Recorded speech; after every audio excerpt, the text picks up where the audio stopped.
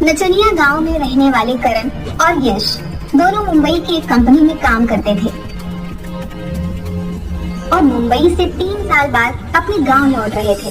उनकी ट्रेन रात के करीब 2 बजे स्टेशन पर पहुंचती है।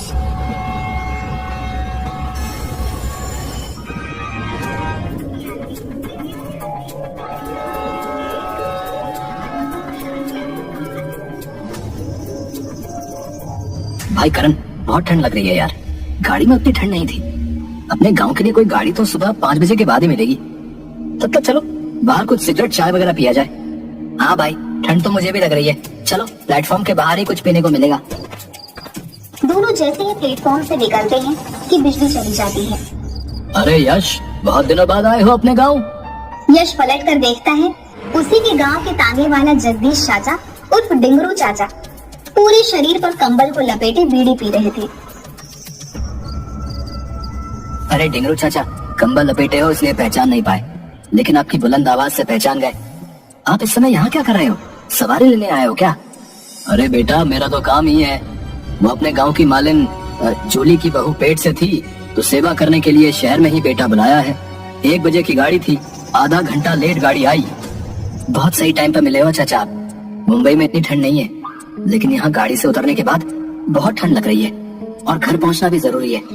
कोई बात नहीं बेटा, बाहर तांगा खड़ी है। चलो, हमें भी कस्टमर की जरूरत थी, 1 से भले 2।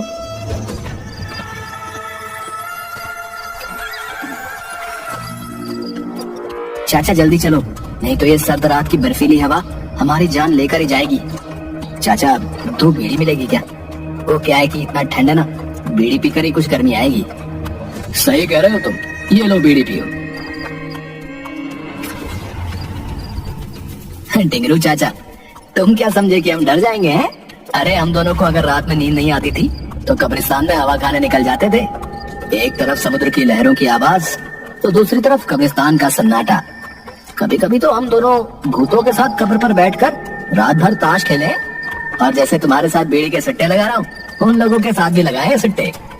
अरे वाह, तुम दोनों तो काफी लीडर हो। बचपन से ही चाचा, बचपन से ही। ये भूत प्रेत माया सब उनको भयभीत करते हैं जो कमजोर दिल के होते हैं। यार क्या हुआ बेटा? एकाएक तुम दोनों ने बात करनी बंद क्यों कर दी? हम सोचे कि हमारी बातें सुनकर कहीं आप और ज्यादा न डर जाएं। और वो चाचा, ठंड ज्यादा ही लग रही है, इसलिए बोलने का मन नहीं कर रहा है। ठीक है, चलो तुम्हें वहाँ पर ले चलते हैं, कुछ गर्माहट बढ़ेगी। गांव अभी 13 किलोमीटर दूर है। ये तो गांव जाने का रास्ता नहीं लग रहा। किधर से ले जा रहे हो हमें? वो देखो आग की लपट, जी भर के हाथ सेक कर गर्माहट ले लो। अरे यश, ये कोई शमशान लग रहा है। यहाँ पर तो चिताएं जल रही हैं। ये कहाँ ले जा रहा है हमें? टिंगरू चाचा, ये कहाँ ले आए हो हमें? ये तो शमशान है, यहाँ तो चिताएं जल रही हैं। बेटा, यही तो अपना ठिकाना है, बाकी तो सब कल्पना है। और तुम लोग तो कई बार कब्रिस्तान में बीड़ी पिए हो, आज मेरे साथ शमशान में भी पी लो। क्या चाचा, अभी हम तुमको डरा रहे थे, अब तुम हमें डरा रहे हो? वैसे बता दूं कि हमें भूतों से डर नहीं लगता। हाँ भाई यश, हमें तो डर लग रहा है यार। देखो चाचा का चेहरा पूरा जला हुआ है, सिर्फ हड्डी दिख रही है। दूसरा देखो, हवा हमारी तरफ चल रही है, लेकिन हवा के उल्टी दिशा में चाचा का कंबल उड़ रहा है यार। अरे हाँ, मुझे भी अभी याद आया, करीब 2.5 साल पहले मेरी बीवी का फोन आया था कि डिंगरू चाचा दिवाली के दिन फुलझड़ी चलाते समय चलकर जिंदा मर गए थे भाई। तो फिर ये डिंगरू चाचा कौन है? क्या बक रहे हो? तो प्लेटफॉर्म पर ही तुम्हें ये बताना था ना यार, इसके साथ हम लोग आते नहीं। कहाँ फंसा दिया यार। अरे भाई, वो देखो चाचा के पाँव भी उल्टे हैं। भाई हम लोग फंस चुके हैं यार, अब हमें यहाँ से भागना होगा। अरे यार, उस समय अगर याद रहता मुझे कुछ कि डिंगरू चाचा मर चुके हैं, तो मुझे शौक थोड़ी था कि भूत को रोककर अपनी मौत को बुलाऊं। हाँ यार, देखो ना, अभी मुझे याद आ रहा है कि मालिक जूली को मेरे भी 1.5 साल हो गए, तो फिर ये किसे छोड़ने स्टेशन गया था। अरे तुम लोग क्या गाना फूसी कर रहे हो? लो, आ गया अपना हीट एरिया, सेक लो अपना हाथ। अरे अभी अभी तो तुम्हें ठंड लग रही थी और अब दोनों के पसीने निकल रहे हैं। यश चलो, हमें घर जाना है। चलो हम लोग पैदल ही यहाँ से चले जाएंगे। अरे ऐसे कैसे चले जाओगे? और यहाँ से 13 किलोमीटर दूर पैदल जाना मुश्किल है भैया। अभी तो 3 ही बज रहे हैं। 5 बजे मैं तुम्हें गांव छोड़ दूंगा। नहीं नहीं चाचा, हम अपने से ही चले जाएंगे। आपको जाने की कोई जरूरत नहीं है, आप यही रहिए। वे लोग अभी बात ही कर रहे थे कि उधर से जूली आई, जिसके बारे में अभी अभी डिंगरू चाचा बोल रहे थे कि जूली को छोड़ने ही स्टेशन गए थे। अरे बबुआ, तुम दोनों कहाँ से आ रहे हो? पहले ये बताओ कि तुम इस सुनसान शमशान में क्या कर रही हो, और वो भी इतनी रात को? अरे बेटा, मैं ठहरी मालन सुबह 4 बजे ही फूल तोड़ने के लिए उठ जाती हूँ। आज मैंने घड़ी देखी ही नहीं, नींद खुली तो हाथ मुंह धोकर निकल गई। वो सब तो ठीक है, लेकिन फूल तोड़ने 13 किलोमीटर दूर कैसे आ गई? वो डिंगरू भैया किसी को स्टेशन छोड़ने आ रहे थे और मुझे ठंड बहुत लग रही थी, तो मैं कही कि यहीं उतार दो। आओ, यही एक झोपड़ी है, उसमें थोड़ी देर आराम कर लो। तभी बगल में जल रही चिता से एक साया उड़ता है और उठकर वहाँ आकर बोलता है, उस झोपड़ी में मेरे मेहमान हैं, तुम इन्हें डिंगरू भैया वाला झोपड़ी में ले जाओ। यह सुनकर करण और यश दोनों काफी डर जाते हैं, लेकिन वे समझ चुके थे कि वे लोग फंस चुके हैं, इसलिए दोनों एकांत में ही प्लान बनाकर निकलने के फिराक में थे। तभी डिंगरू की डरावनी आवाज उनके कानों में पड़ती है। मैं भी तो इन दोनों को यही बोल रहा हूँ कि थोड़ी देर यहाँ आराम कर लो, गर्माहट ले लो, उसके बाद मैं तुम दोनों को गाँव पहुँचा दूंगा। हाँ बबुआ, चलो, इतने दिन बाद इतनी दूर से आए हो, थोड़ी देर झोपड़ी में आराम कर लो, फिर 2 घंटे बाद सुबह होते ही हम सभी गांव चलेंगे। यश और करण दोनों समझ चुके थे कि अब उनका बचना मुश्किल है। दोनों आंखों ही आंखों में इशारा करते हैं और जूली के साथ झोपड़ी में चले जाते हैं। तभी बुझी हुई चिता से अचानक एक आग का गोला निकलता है और कुटिल हंसी के साथ आसमान की ओर निकल जाता है। यह घटना दोनों के दिल को दहला देती है। डरते डरते जैसे तैसे वे दोनों जूली के साथ एक झोपड़ी में जाते हैं। झोपड़ी में चिता के जैसे 2 बेड लगे हुए थे। तुम दोनों यहीं आराम करो, मैं थोड़ा सा बगल में गेंदा का फूल है, उसे तोड़कर आती हूँ।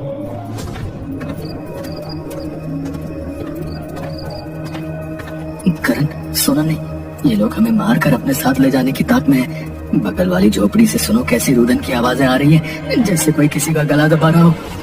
इस भूतिया सुनसान में तुम सोने की बात करते हो? अरे यहाँ तो हमारी नींद ही उड़ी हुई है। अब हमें किसी प्रकार से यहाँ से भागना होगा, नहीं तो हम लोग भी इस चिता में जला दिए जाएंगे। मौका अच्छा है, बाहर अभी कोई दिख नहीं रहा। जूली पता नहीं किधर गई है, शायद डिंगरू चाचा से हम लोगों को मारने का प्लान बनाने गई हो। चलो चुपके से इधर पीछे से हम लोग निकल जाते हैं। चलो भाई, किसी तरह मुझे गांव पहुंचा दो, तुम्हारा ये एहसान जिंदगी भर नहीं भूलूंगा। मेरी बच्ची सुबह उठते ही मुझे खोजेगी, वो बेसब्री से मेरा इंतजार कर रही है। 1 मंथ पहले से ही मैं उसके पसंद के खिलौने जमा कर रहा हूँ, ताकि उसे दूं तो वो खुश हो जाए। अरे यार, मेरा भी लगभग यही हाल है भाई। कल ही मेरी मुन्नी से बात हुई थी, वो बोल रही थी कि वहाँ से एक बारबी डॉल लेके आना। इसी बैग में वो बारबी डॉल है, पता नहीं क्या होगा। मेरी मुन्नी तो मेरे बिना जी ही नहीं सकती यार।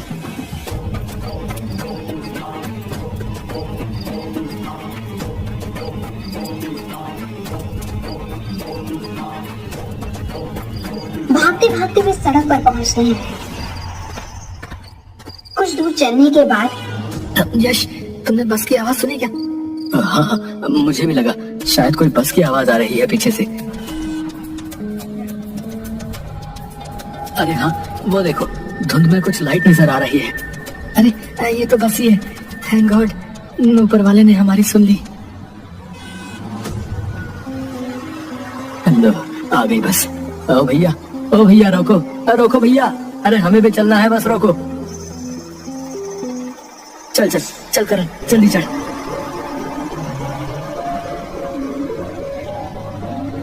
यश, ये कंडक्टर का चेहरा मुझे कुछ जाना पहचाना सा लग रहा है, लेकिन पता नहीं चल रहा है कि इसे कहाँ देखे हैं।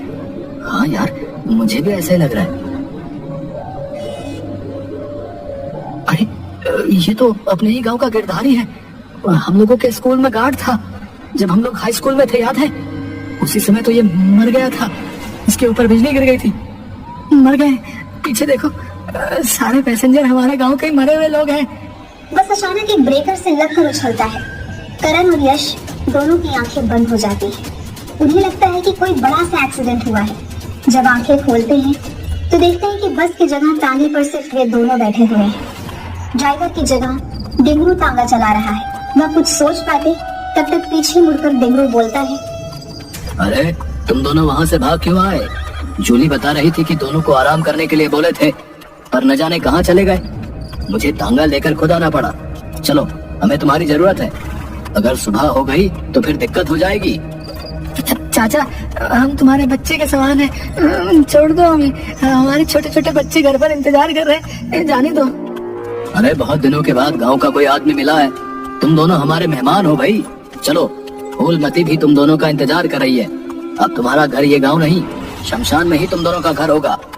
देखो यार, बस कुछ ही पल में सवेरा होने वाला है, सामने मंदिर है।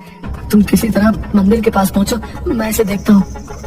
ठीक है, मैं कूदकर भाग रहा हूँ, तुम अपना ख्याल रखना।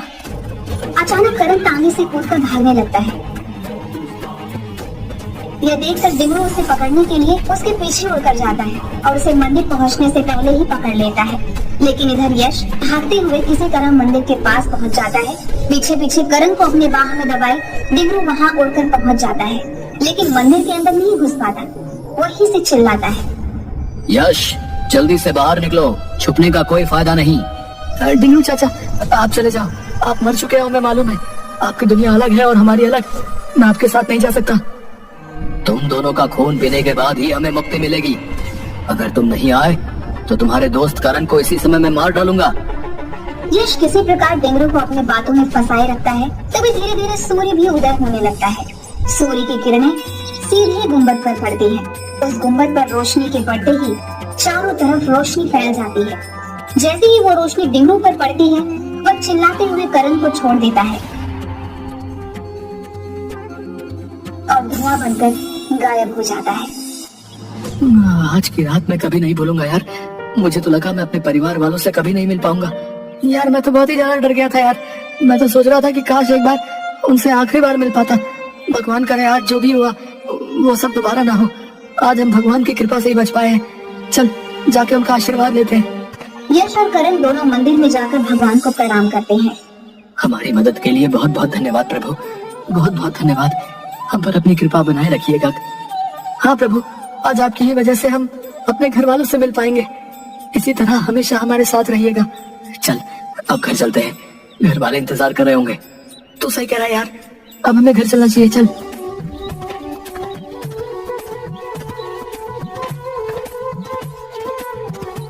इसके बाद दोनों अपने घर चले जाते हैं। लेकिन आज भी डेंगरू चाचा की आत्मा रेलवे स्टेशन के बाहर लोगों का इंतजार करती है।